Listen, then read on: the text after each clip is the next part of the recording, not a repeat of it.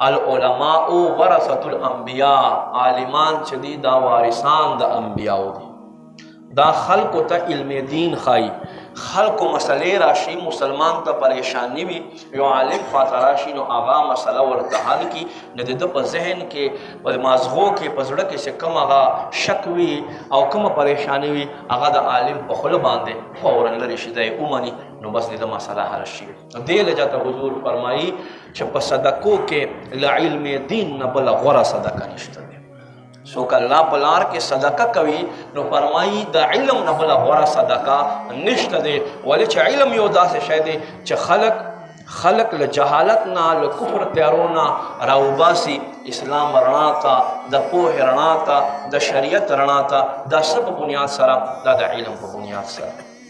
حضور نبی پاک صلی الله علیه و آله وسلم صحابه کرامو ته علم دین خیلو، بیا دا علم دین حجت الوداع په وخت باندې 1,40,000 کم و بیش صحابه کرام ولاړو.